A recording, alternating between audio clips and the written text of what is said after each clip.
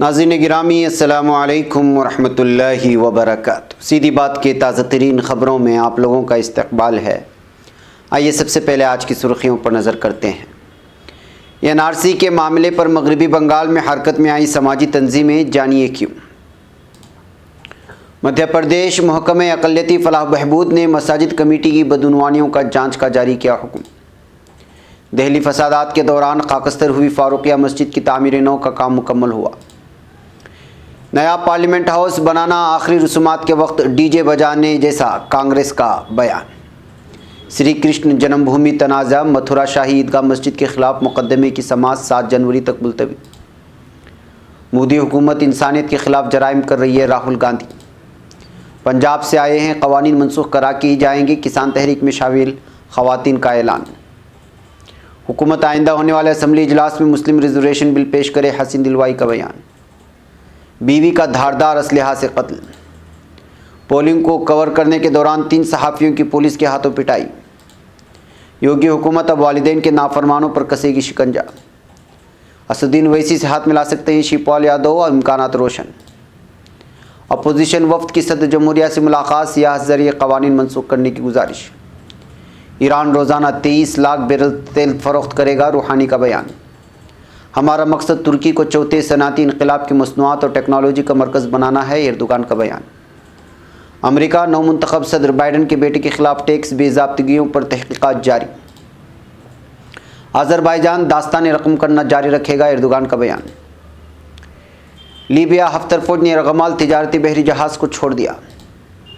بحر روم میں کشیدگی کو ہوا دینے کے لیے یونان ہر حربہ استعمال کر رہا ہے، حلوسی آقار کا بیان۔ ناظرین گرامی السلام علیکم ورحمۃ اللہ وبرکاتہ۔ سیدھی بات کے تازہ ترین خبروں میں آپ لوگوں کا استقبال ہے۔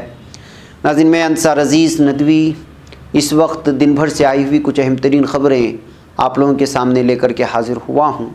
تفصیلات میں جانے سے پہلے میں آپ لوگوں کو اطلاع کر دوں کہ آج کے دونوں پرائم ٹائم شائع ہو چکے ہیں، جس میں اہم ترین خبروں پر تبصرہ کیا گیا ہے۔ جن احباب نے نہیں دیکھا، جائیں دیکھیں، دوسروں تک پھیلانے کی کوشش کریں۔ ناظرین، ادارے کی مضبوطی آپ لوگوں کی مضبوطی ہے۔ ناظرین گرامی، بنگال میں سی اے اے و این آر سی کو لے کر سیاسی بیان بازی کے ساتھ سی اے اے و این آر سی کی مخالفت کر رہی تنظیمیں بھی سڑک پر اتریں گی۔ بنگال میں آئندہ سال ہونے والے اسمبلی انتخابات کے لیے سی اے اے و این آر سی کا ایشو تیزی سے اٹھایا جا رہا ہے۔ بی جے پی نے سی اے اے کی نفاذ کا عمل آئندہ سال جنوری سے شروع کرنے کا اعلان کیا ہے، تو وزیر اعلیٰ ممتا بنرجی نے بھی بنگال میں این آر سی کو ناقابل قبول بتاتے ہوئے اس کی پرزور مخالفت کی ہے۔ ایسے میں سماجی تنظیموں نے بھی سرگرمی دکھاتے ہوئے آگے آنے کا فیصلہ کیا ہے۔ جماعت اسلامی ہند بنگال شاخ کی جانب سے کل کولکتہ میں ریلی نکالی جا رہی ہے۔ اس ریلی کے لیے سیکورٹی انتظامات سخت کیے گئے ہیں۔ جماعت کے امیر حلقہ مولانا عبدالرفیق نے این آر سی پر ممتا بنرجی کی مخالفت کو اہم تو بتایا، تاہم انہوں نے کہا کہ ہر سیاسی لیڈر الیکشن کو سامنے رکھ کر بیان دے رہا ہے۔ ناظرین گرامی، ایسا لگتا ہے کہ مساجد کمیٹی اور تنازعات کا چولی دامن کا ساتھ ہو گیا ہے۔ ایک تنازع ختم نہیں ہوتا کہ دوسرا تنازع شروع ہو جاتا ہے۔ پہلے مساجد کمیٹی اور محکمہ اقلیتی فلاح و بہبود کے بیچ اختیارات کو لے کر تنازع شروع ہوا، اور اس تنازع کا اثر یہ ہوا کہ مساجد کمیٹی کے ائمہ و مؤذنین کو کئی ماہ تک تنخواہوں سے محروم ہونا پڑا۔ اب محکمہ اقلیتی فلاح و بہبود نے سابقہ کمیٹی کی مدت کی جانچ کا حکم دیتے ہوئے 4 رکنی کمیٹی تشکیل دے دی ہے، جبکہ سابقہ کمیٹی نے اسے ایک طرفہ جانچ سے تعبیر کیا ہے۔ ناظرین، یاد رہے کہ مدھیہ پردیش میں مساجد کمیٹی کا قیام ریاست بھوپال اور انڈین یونین کے بیچ ہوئے انضمام ریاست کی روح سے عمل میں آیا تھا۔ ناظرین، شمالی مشرقی دہلی فساد میں جلا کر خاکستر کر دی گئی اور نمازیوں کے خون میں ڈوب جانے والی فاروقیہ مسجد ایک بار پھر سے آباد ہو گئی ہے۔ 2 منزلہ مسجد اور اس سے متصل 4 منزلہ جامعۃ الہدیٰ کی تعمیر نو کا بہتر کام کر کے مکمل ہو گیا ہے، لیکن تزئین کا کام ابھی جاری ہے۔ جمعیت علماء ہند محمود مدنی گروپ اور جماعت علماء تمل ناڈو کے ذریعے تعمیر نو کے کام پر تقریباً 23 لاکھ روپے خرچ کیے گئے ہیں۔ دریں اثنا فاروقیہ مسجد کے احاطے میں آج ایک افتتاحی تقریب منعقد کی گئی تھی، جس میں جمعیت علماء ہند کے سیکریٹری مولانا حکیم الدین قاسمی اور جمعیت علماء سبائی کے صدر مولانا خواجہ معین الدین باقوی سمیت بڑی تعداد میں ذمہ داران شریک ہوئے تھے اور مسجد کا افتتاح کیا۔ नाज़रीन, पीएम नरेंद्र मोदी ने जुमेरात को नए पार्लियामेंट हाउस का संग बुनियाद रख दिया। कांग्रेस ने इस कदम को आखिरी रसूमात के वक्त डीजे बजाने जैसा करार दिया है। कांग्रेस ने कहा कि मुल्क में मुख्तलिफ इदारों का डीवैल्यूएशन हो रहा है। कांग्रेस तर्जुमान जेवेर शीरगिल ने अपने बयान में कहा कि नई इमारत का संग बुनियाद रखने का फैसला बेदर्दी, बेहिसी और बेशर्मी से भरा हुआ है, ख़ासतौर पर ऐसे वक्त में जब मुल्क माशी बहरान के दौर से गुजर रहा है। बीजेपी लोगों को राहत देने की जगह फालतू का जुलूस निकाल रही है।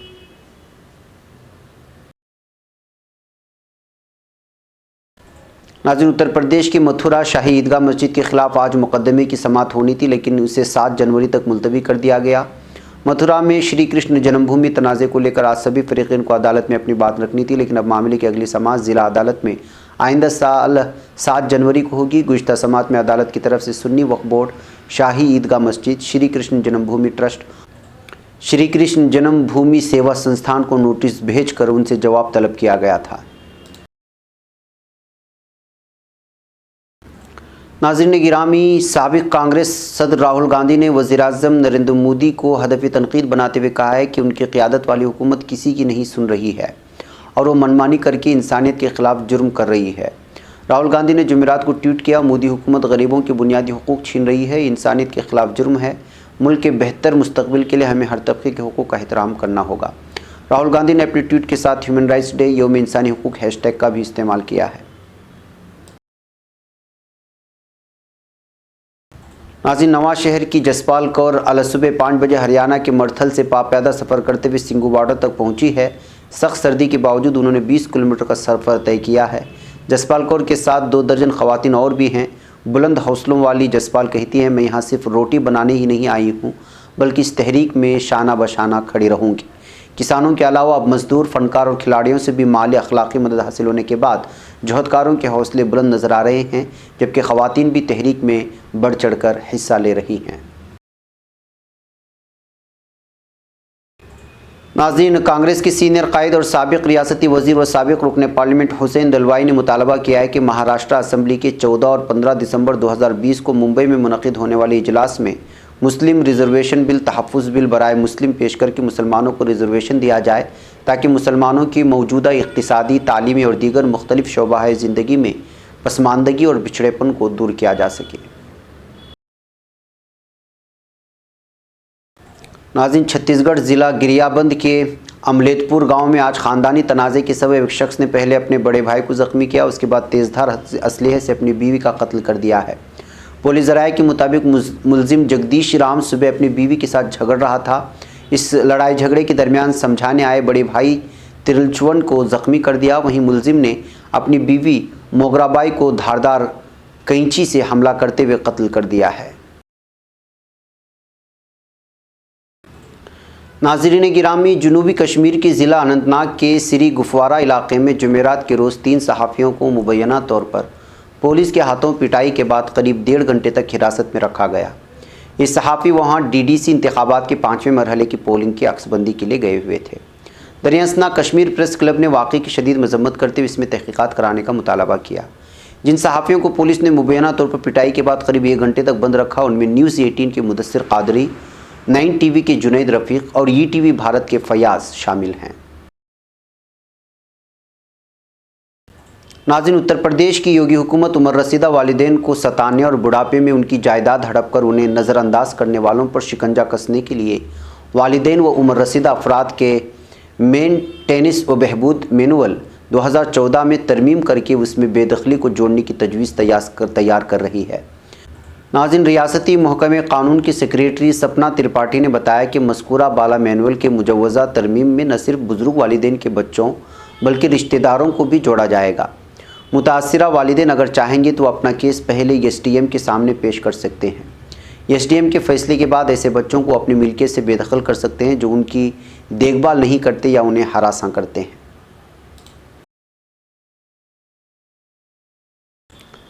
नाज़रीन, प्रगतिशील समाजवादी पार्टी लोहिया की सरबराह व साबिक़ समाजवादी लीडर शिवपाल यादव ने बुध को कहा है कि साल 2022 के असम्बली इंतखाबात में उनकी पार्टी हैदराबाद से रुकने पार्लिमान असदुद्दीन ओवैसी की party all India Ittehadul Muslimeen से इत्तेहाद हो सकता है।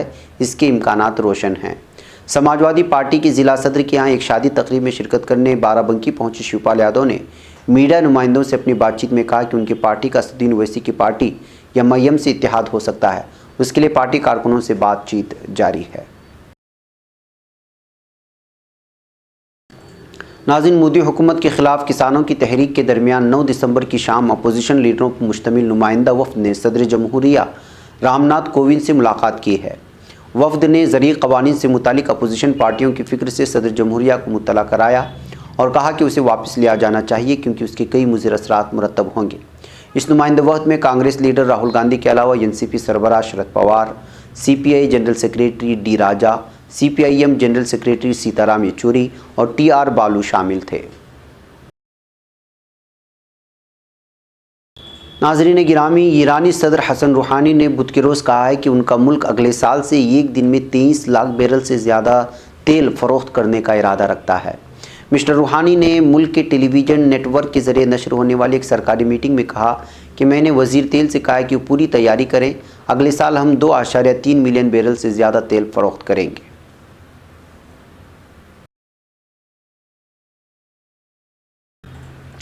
ناظرین، ترکی کے صدر رجب طیب ایردوغان نے کہا ہے کہ ہمارا مقصد ترکی کو چوتھے صنعتی انقلاب کی مصنوعات اور ٹیکنالوجی کا مرکز بنانا ہے۔ صدر ایردوغان نے ترکی چوتھے صنعتی انقلاب مرکز کے افتتاحی پروگرام کے لیے ویڈیو پیغام بھیجا تھا۔ پیغام میں انہوں نے کہا کہ چوتھا صنعتی انقلاب نیٹ ورک عالمی اقتصادی فورم سے منسلک شکل میں قائم کیا گیا۔ ترکی رواں سال کے آغاز میں اس نیٹ ورک میں شامل ہوا ہے اور یورپ بھر میں اس نیٹ ورک کی 2 مثالوں میں سے ایک کی حیثیت رکھتا ہے۔ ناظرین، امریکی نو منتخب صدر جو بائیڈن کے بیٹے ہنٹر بائیڈن نے کہا ہے کہ ان کے خلاف مبینہ ٹیکس بے ضابطگیوں کے خلاف باقاعدہ تحقیقات جاری ہیں۔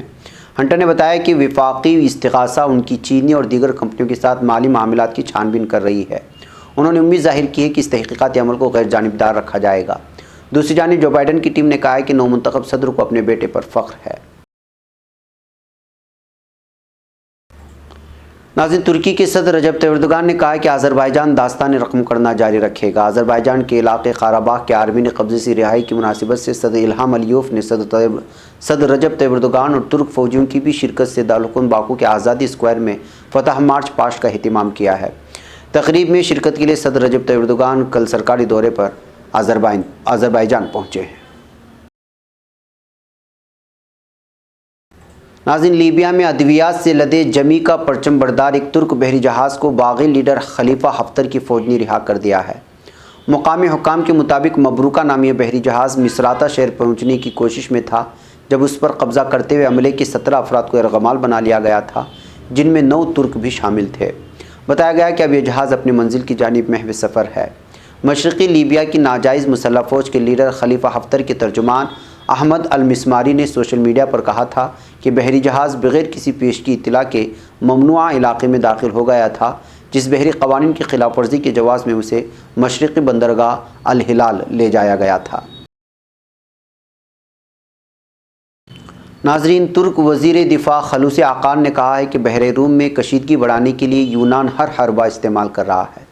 وزیر دفاع نے اپنے بیان میں کہا کہ افسوس کہ ہمسایہ ملک یونان ترکی کی نیک نیتی اور پرامن حل کی کوششوں پر پیش قدمی سے کترا رہا ہے۔ وہ ترکی سے مذاکرات کے بجائے بعض غیر ضروری کاموں کے پیچھے ہے۔ ناظرین گرامی، یہ تھی کچھ اہم ترین خبریں جو آپ لوگوں کے سامنے رکھ دی گئیں۔ مجھے یہاں پر اجازت دیں، انشاءاللہ پھر ملاقات ہوگی۔ والسلام علیکم ورحمۃ اللہ وبرکاتہ۔